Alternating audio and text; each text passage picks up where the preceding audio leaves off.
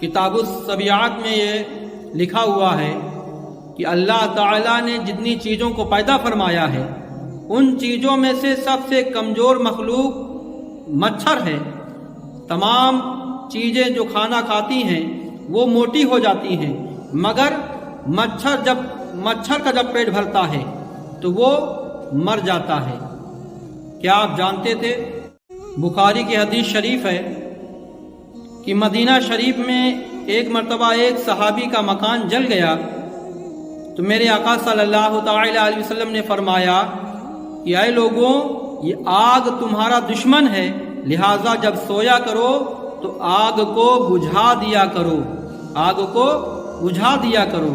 سبحان اللہ۔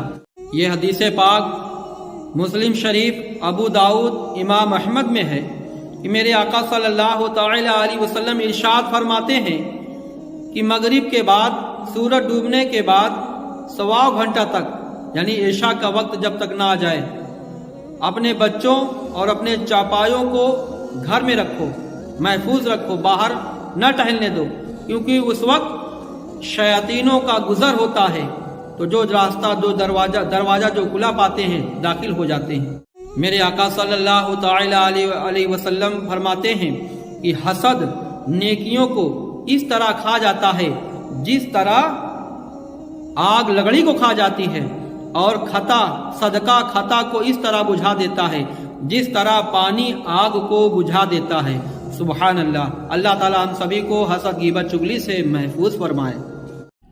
مسلم کی حدیث شریف ہے کہ اللہ کے رسول صلی اللہ تعالی علیہ وسلم نے ارشاد فرمایا کہ سال میں ایک رات ایسی ہے جس میں بلائیں اترتی ہیں، لہٰذا اپنے کھانوں کو ڈھک کے رکھو، اپنے پینے والی چیزوں کو بند کر کے رکھو، اور دروازوں کو بند کے رکھو شام کے۔